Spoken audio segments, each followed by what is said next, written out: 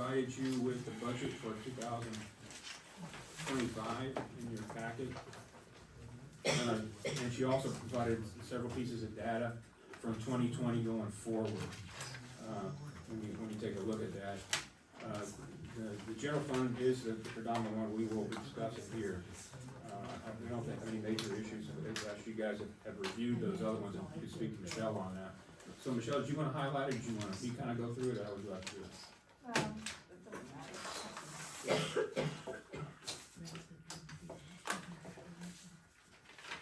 So, if you look at your 2023 actual on page 1, actually you wanna be on page 6 of 6, you can see that in 2023, the township closed out their year in a deficit of $74,807.17.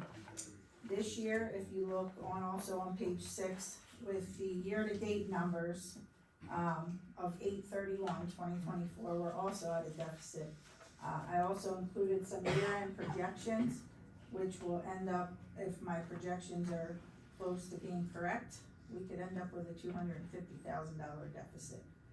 So, based on the 2025 draft budget, there's a deficit of $368,000. So we need to have, also in your packet is projected tax increases for 2025.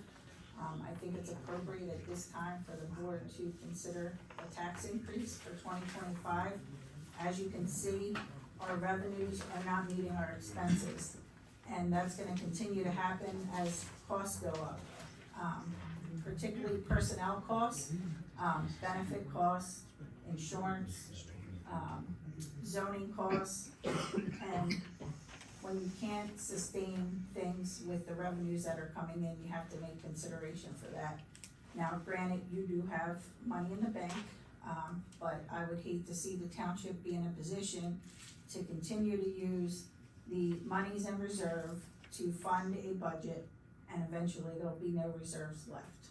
We have not had a tax increase since 2009, and I think the board needs to seriously consider a tax increase. I know it's not a good time for anyone, it's never a good time. We're not asking for additional personnel, these are the costs of operating the township. Some things that you're not gonna see in the budget and aren't gonna be discussed right now, but will need to be considered for the future. Our roads have been neglected, our stormwaters have been neglected. We are going to be faced with a serious issue of EMS services within the community. That is a hot topic, it's been a hot topic for a while, and when I have all that information gathered, I will present it to you. Future open space costs are gonna continue to escalate as well.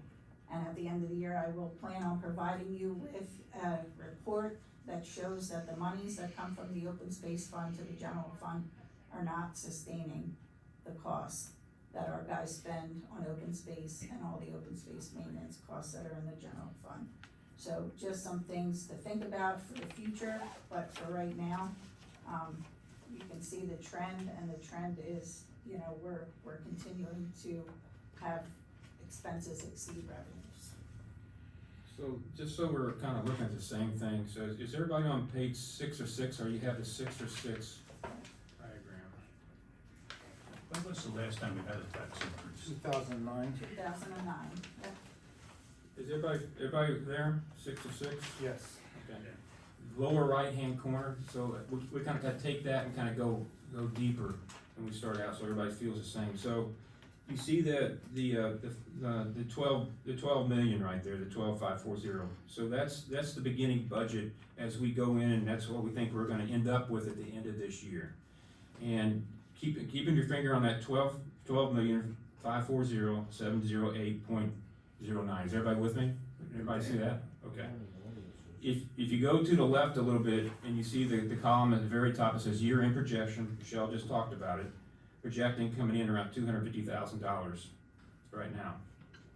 So back to the last column, the number right underneath it, you can see what the total revenues are projected. projected expenses, the 4.5 mil, and then you can see the deficit, which is the same number above that in the parentheses. Everybody so far making sense? Then you're subtracting that out. That's what the budget would look like. That's what the balance would look like in the general fund, the 12 million. The 366, so you may recall also we had the federal funds that came in.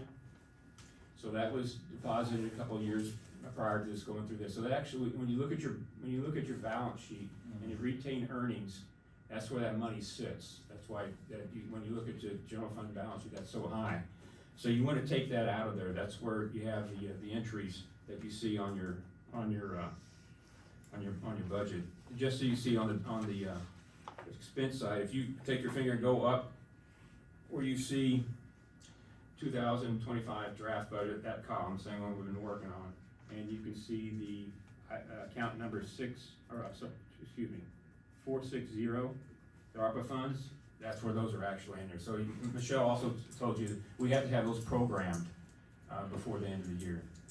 So you can see that jumps it up, and then you have a county entry on the opposite side of that in the revenue side that our auditor helped us with that, make sure we put it in the right place. So going back down to that final column on the right hand, you can see after you subtract that out, you have the 366 coming out, and then the actual balance will be about 11 million. Now, we always are very conservative here, so we have a general reserve. You can see on the far side, operating fund reserve is $612,000. Above and beyond that, we have the $8.5 million that's in our CRIM account, our investment account. Those are all the T-bills that we rotate every month for 4 months out that are been earning around $335,000 or so per month as it rolls in. They mature, then we kick them out a little bit. Now interest rates gone from about mid fives, lower fives to the upper fours right now. So that's a very strong balance sheet, and you can see when you subtract those numbers out, you have the ending balance without all those reserves around 2 million. So that's really what we have to cover any deficit going forward. But what we don't want to do is get into a situation where, as you recall, when Kathy and Dave, when you guys got here, we switched that to make sure we were covering expenses against revenues. We didn't take the whole thing and budget. We want to make sure our expenses meet the revenues, and that we don't get in a situation where we're hurting people really bad with later taxes. We keep that in play. So you heard Michelle talk about, if you look again, first of all, is there any questions on that column of it? Yes, ma'am. The $8,500,000 in the print, is that the money put aside for the building? Some of it. Yes, Some ma'am. of it. And where's the rest of it? It's all in there. Oh, it's all in there. It's all in there. So it's divided around 4 different iterations of the roll. It's around 2.3 or so million per roll. Mm-hmm. And each month we just roll it to the next one with the treasury bills. Okay? And then the deficit is, could this be any smaller, Michelle? I know. Sorry. It looks smaller than last year. Yeah. So 368,378? Yep. Okay. Right. So now, just take this will help you scan a little bit, because you can do some calculations on getting what the projections are, but you can eyeball this a little bit. So if you look at the 2020 actual and see the expenses, so for example, the second column from the left, does everybody see the 2.754 million? Everybody see that? Gotcha. Okay.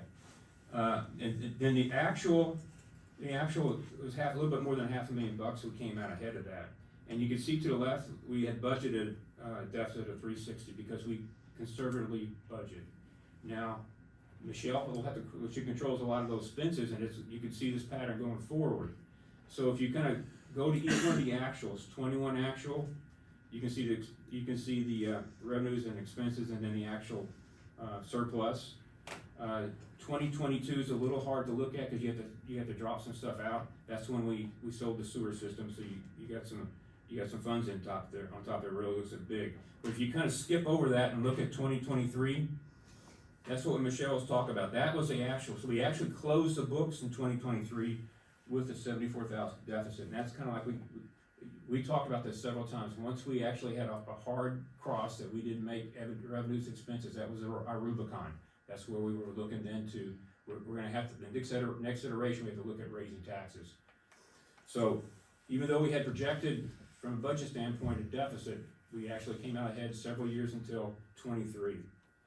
So, if you look over there to, currently, we have the 249 million projected, deficit right now for the end of this year.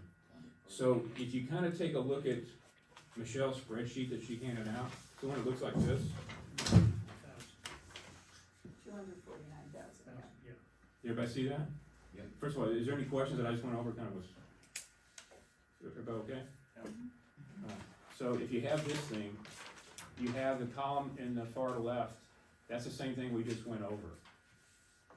Now, to understand the tax increases, to cover that, one rule we could take a look at, how we would come up with a particular number. So if you see that we're projected to have a $250,000 deficit, that's projected.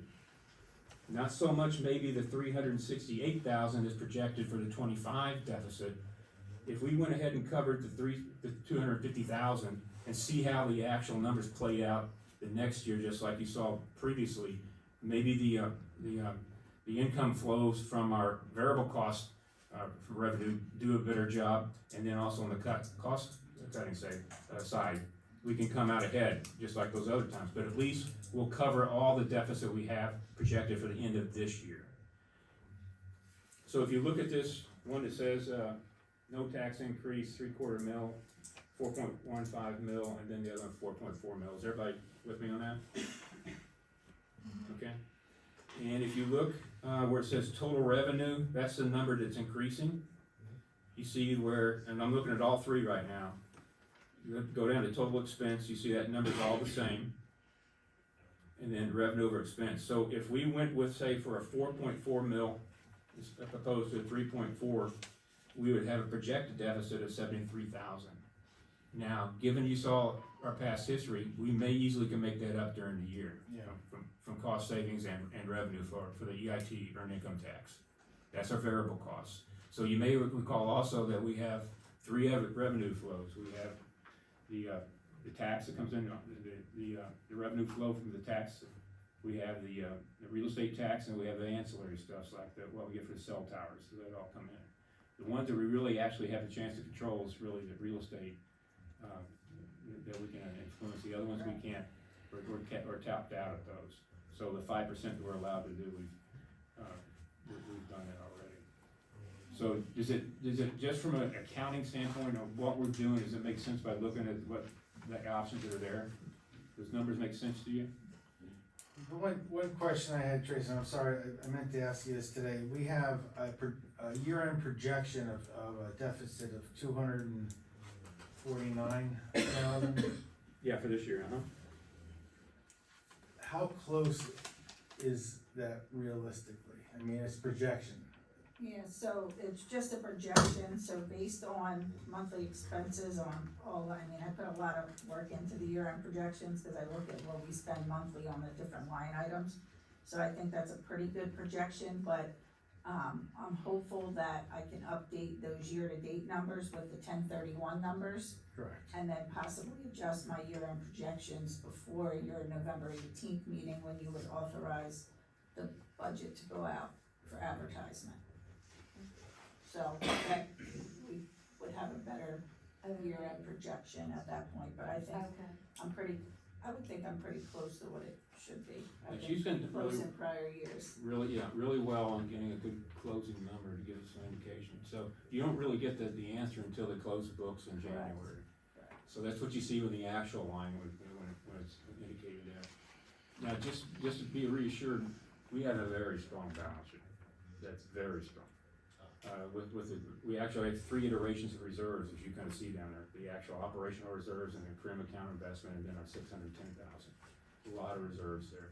But we just don't want to get in situations where we have to increase more than we need to. I looked at the categorization of the different costs we have in there, and around 62% of it is personnel, in-house costs, personnel costs, 62% of that. And if you add in professional services, you can go all the way up to 72%. The rest of the stuff's operational.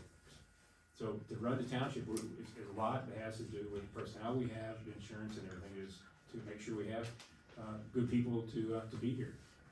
And the rest of it is operational. And I'm surprised, we, from 18 forward, since I've been here, we didn't have to raise taxes. Michelle, with the historical standpoint, starting in 09 was the last time she recalls us having to do anything with the general fund. But when we came in, when we got in here, we solidified it and strengthened the balance sheet, and we unloaded that big risk with the sewer system. We don't have to track that anymore. So, from a financial standpoint, we're doing great, but we just need to kind of look ahead, and when we start busting like we did in 2023, really kind of respond to that. Now, does that mean each year?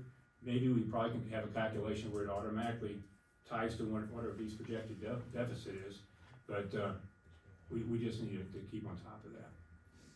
Questions? I just had because I met with you yesterday for Yes. a short period of time. Could you use your mic? Sorry. We met yesterday for a short period of time, and you didn't have time then you're basing this increased taxes for household with assessed value of 100,000. Yeah. You were gonna look up, I guess, the median household. Yes, so I did contact the Board of Assessments, however, they didn't get back to me, Oh, so. well, there But you go. you can, I mean, if you use 100,000, so as I was explaining, if you go with a 3/4 mil increase, someone with an assessed value of 100,000, it's 75 a year. Now, if your assessment's like mine, I think it's like 141,000, you'd probably be looking at more like $100. So you can kinda, I use 100,000 because it's an easy number and it's easy to calculate what the increase is, but you could pretty much do that Sure. with any assessed value. Well, 3 years ago it was 135, so the assessed, I think the average The assessed. median assessed value. Whenever I was on the sewer committee, so it was like 135. Yeah. Mhm. Hopefully So- it'll get back to me before your next meeting. That would be nice. Yeah. Yeah, and she's gonna get the median, not the average. The average, Right, we don't wanna use. Some more discussion on that. So that's the primary one. We kinda wanted you to look at and see, what you had in mind for the tax increase, cause you saw this, the two options here, the number we're deciding on affects that revenue piece, that top part. What you're comfortable with. So we kinda wanna give Michelle some guidance on that so she can frame up the budget with the new number Final draft budget, right? to get it ready, cause we'll need to vote to advertise. Right. I'm just curious, why 3/4 mil? Why not a 1/2 mil? I mean, did you even go there, or did you work it Yeah, out and it wasn't? So I have a separate, sheet that I did as part of my projected, and it starts at 1/4 all the way up to 2 mils. We were trying to reduce the deficit, not completely, but if you look at the 3/4 mil, it takes almost half of the deficit away. Okay. And then the 1 mil takes us back to almost where we ended the 2023 year, so in a deficit, so that's kinda why I picked those two. I can certainly give you other options, but those are my two recommendations. Is there any place, and I understand a lot of this is contractual, and we have to keep competitive with other townships, but is there any place to make some cuts in the budget? I don't see any place where you can make any cuts. I mean, we're minimal on most things, and I mean, I wanna give you, a budget is just a budget, obviously. Right.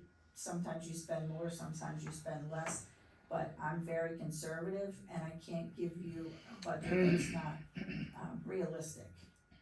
And I could certainly cut different things, but it wouldn't be a realistic budget. Okay, thank you. Thank you. So with that, if everybody's okay with what the counting looks like, suggestions on what that millage should be to support the budget? Just so everybody knows, we're currently at 3.4, So 0.6 for the fire, so it's it's 4 mils for everything, 0.6 for the fire, 3.4 for the township. I actually have my tax bill here. Yeah, but there's some credits on there too, so it's, Right, yeah, 0.6 for fire, 3.4 township real estate tax. Yep. And I always did think this was unfair, and when we think of taxes, When we think of taxes, we think of our school taxes, because they're always so high. This is the bill you get in March, February, March-ish, and with my discount, it's $1,629. And of that money, $603 is going to the township, only $603. $850 goes to the county, $70 I'm sending to Montgomery County Community College, and then 6.6 for, the fire company. So we get less than, what we're paying, the township actually gets less than half of that money. so, and when you do talk to folks, we put a letter out, you guys may recall, I think it was 2 years ago, we asked everybody, 24-hour police protection, this is what it costs, we sent that letter and warned that's gonna come at some point, and people want the 24-hour police protection, want the roads plowed, and you want the administrators to be able to organize and stuff. And that's what, 60% of our budget? Just for the personnel, yeah, the rest of it is the operational stuff. We're not asking for more personnel. And then, yeah, this is static, I mean, it crosses automatically and increase. Now, you did have a substantial, you could look at those lines, you could see how the expenses increase in the 2021-22 timeframe when the inflation really did hit. You can see how it's kind of a downward curve, you look at the expenses, kind of track that, but that's hard to kind of predict. But you can see the hard numbers in the rear and see how the expenses corresponded to the increase in the inflation rate. So if we did 1 mil, we're gonna have this conversation next year. Well, just like we always do, we'll have the same conversation every year. Yeah, right, exactly. If we're gonna be, you know, 1 mil, 73,900, Deficit. is that correct? Yeah. Deficit. That's the budgeted deficit. Yeah. That's the budget, We okay. could we Alright. can try to be conservative as we go throughout the year. No, but- So good question. So you'll, if you look at that, each one of those, the actuals, you'll see how, in the other years, in the lower years, how, even though we budgeted a deficit, we came out ahead. So we don't wanna do is step too far out and have a surplus when we didn't have to have the tax out. Yeah, and there's no reason to cover the 368,000. Right. Okay. Because if you do look at the average, I mean, we've been between 75 and 125,000. We've been missing that by, I mean, we will have a conversation at 1 mil, but we'll also have a conversation 3/4 mil. I see the actuals, but. Yeah. You know, there's also, I like to spin up that billboard, we haven't got any income off of that thing, you know, so that may, We're on it. well, let's get on it and hopefully get some back money. That thing's gotta be making somebody some money, but we're not getting anything, am I correct? Yeah, we haven't gotten anything in a year and a half. Why?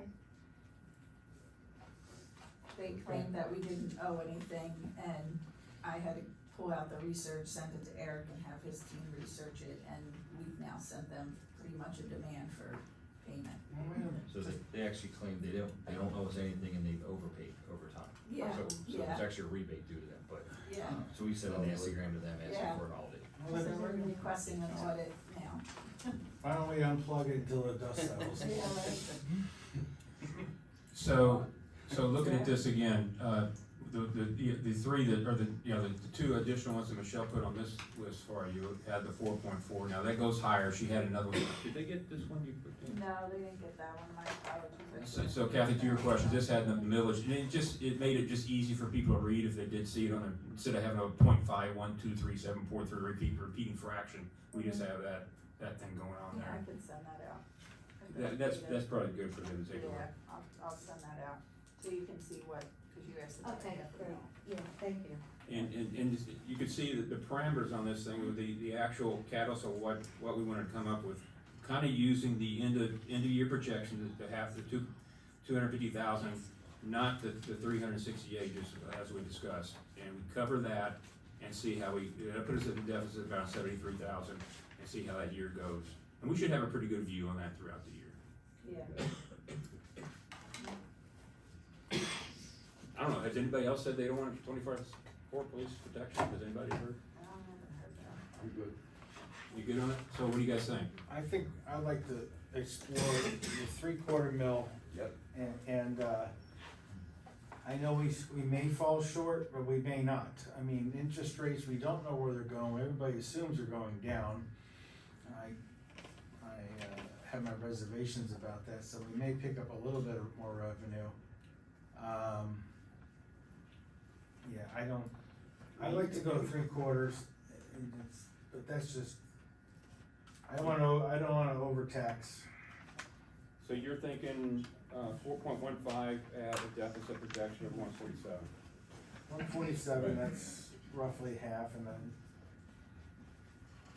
again, we don't even have the final for 24. But I'm open to suggestions. I'm all for it for 3/4. Yeah, so just so the board's aware, so once I send out the final draft budget, with the year-end projections, which will be a little bit closer, maybe because we'll have the 1031 numbers by the next meeting. You know, you have to give me guidance so I can give you a final draft, but, you know, you're not authorizing advertisement of the real estate tax ordinance or the draft budget until the 18th. But I need some direction so I can put it together. Okay, I'm gonna say, I agree with you, Don. I want that in 3/4. writing. Yeah, let's put that in writing and have it notarized. What do you think, Hank? I agree. So I already heard you guys saying 4.15 mil.